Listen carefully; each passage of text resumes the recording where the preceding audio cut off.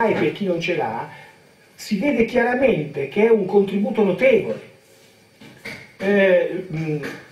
Lo possiamo vedere e verificare anche tra di noi. Prendiamo gli alieni, che è più comodo, se no poi finisco per parlare magari di Berlusconi. Prendiamo l'alieno, lasciamo gli alienati, parliamo degli alieni. A questo punto l'alieno non ha la coscienza, perché non ha parte animica, che è quella che lui vuole per acquisire tutto quello che noi inconsciamente abbiamo ma che non sappiamo di avere, ma che lui gli piacerebbe avere, però purtroppo non ce l'ha. Vedi come è fatto l'universo a volte. Allora c'è la lotta. Quando te hai detto alla tua parte animica: guarda che se vengono gli alieni te li puoi cacciare, li puoi mandare via, te col tuo atto di volontà gli puoi dire: no, io con te non ci vengo. Sì, figurati se, te glielo devi far capire bene. Se glielo fai capire bene, la parte animica capisce e mette in atto questo processo. La prossima volta ti telefoni: lo sa, questa notte sono venuti, sono contenta? Ah sì, come mai sei contenta? Sono venuti, sì, ma l'ho cacciati. Allora si può fare. Te l'avevo detto che si può fare. E dopo un po' quello che accade è che questi non vengono più. Cosa vengono a fare? Rischiano. Nell'andare avanti, eravamo a tre quarti del problema per la risoluzione, perché poi questi, l'alieno non ha un piano B, viene sempre a romperti le palle. Non ci sono riuscito oggi, ci riprovo domani. Non ci sono riuscito domani e ci riprovo dopodomani. Non è che c'ha una fantasia X per dire: qui c'è qualcosa che non va, cambiamo.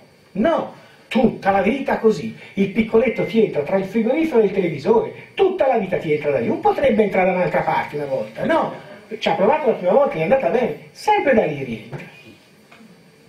C'avevo un ragazzo a Roma, che è cintura nera di karate, che dormiva qui su un letto messo qui e tutte le volte c'era un piattino attaccato al muro, di quelli di metallo, con delle scritte arabe sopra, e lui tutte le volte che lo vedeva per terra diceva: di questo è il mio allarme, sono arrivati gli alieni, perché il piattino è caduto. In ipnosi si ricorda cosa succede. Quando l'alieno entra, ed entrano tutti in fila, uno dietro l'altro, questi piccoletti così, un po' tonnetti, ma insomma, quando arriva l'ultimo, che si sta per richiudere il muro non si è ancora chiuso, che l'ultimo sbatte con la testa sul piattino, che è diventato solido, e cade per terra.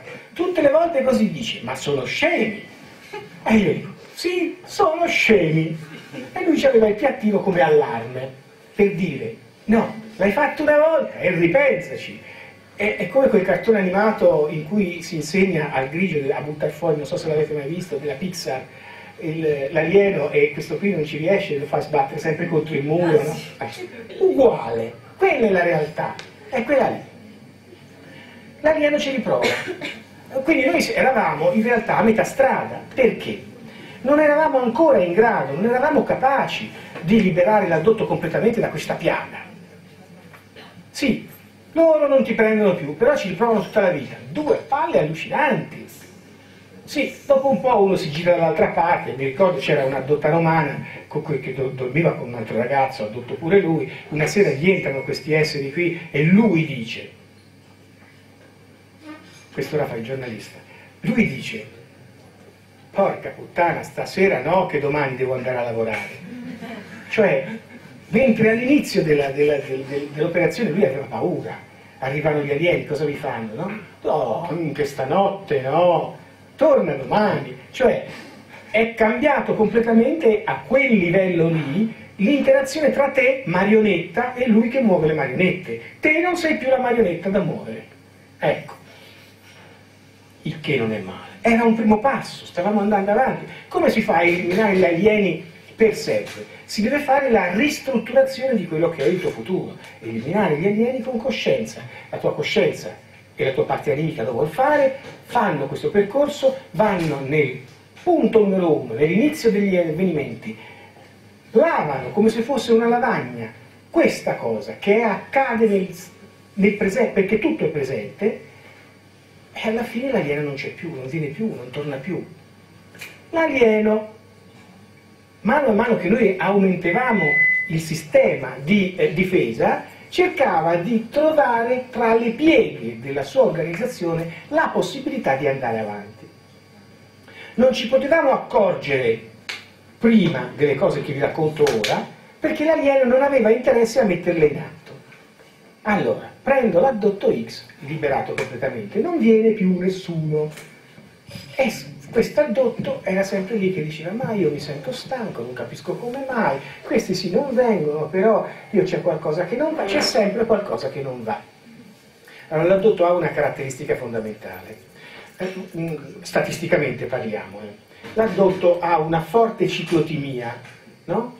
Cioè a giorni, sono un ganzo, risolveremo tutto, facciamo il culo degli alieni, il giorno dopo non ce la faremo mai, siamo rovinati, moriremo.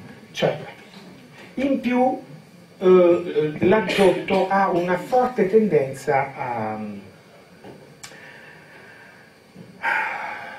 a questa cosa, di questo evento che accadrà, che ci sarà, che noi come faremo, che su, un po' di vita, cerchiamo di fare qualcosa, muoviamoci, agiamo. Sono, come dire, soffrono di questo pessimismo congenito, per vari motivi ovviamente, no? Bisogna liberarsi del pessimismo congenito, se no non ti liberi meno degli alieni. Devi fare, agire. In quell'istante noi scoprivamo che l'alieno aveva trovato un altro sistema per fregarti. Le copie. Dovete sapere che quando l'alieno viene preso, viene messo in una specie di macchina e accanto a lui si crea una copia di lui che ha diverse utilizzazioni. Lì l'addotto che vede questa cosa e vede una copia di sé crearsi così dal nulla, gli prende uno sturbo perché c'ha un problema sulla crisi di identità. Chi sono io? Sono io o è lui? Lui si muove come me.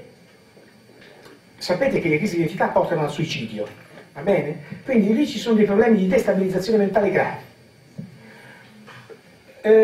Cosa cavolo servivano queste copie? Queste copie noi scopriamo che servono a fare un certo numero di cose.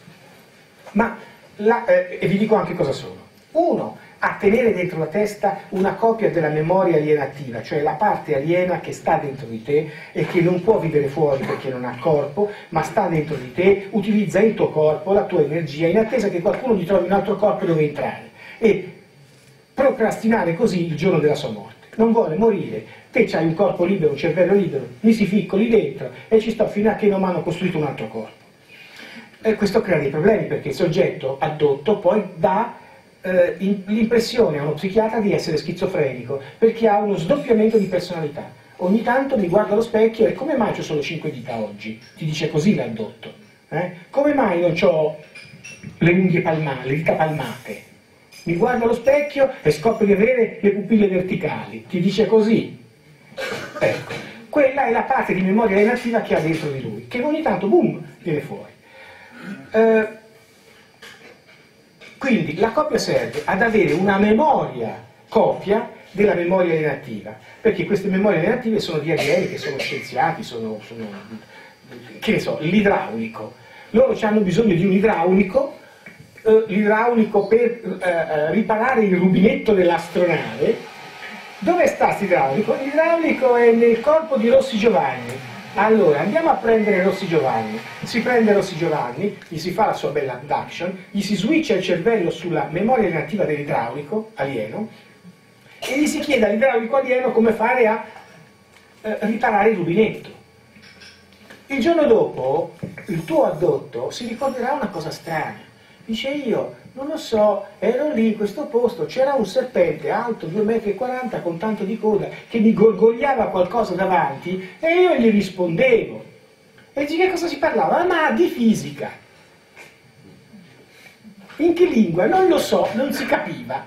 Ecco, questo è un sogno classico che fanno tutti gli addotti ed è dovuto al fatto che quando ti pigliano si switchano la memoria reattiva, te parli con quelli della tua gente che vogliono sapere qualcosa da te e poi ti riswitchano e ti rimettono a letto e te il giorno dopo ti ricordi questa cosa come un sogno. Lo facevano tutti gli addotti, questo tipo di sogno. Una volta nella vita tutti l'hanno fatto. la copia serve a non perdere le potenzialità dell'originale. Te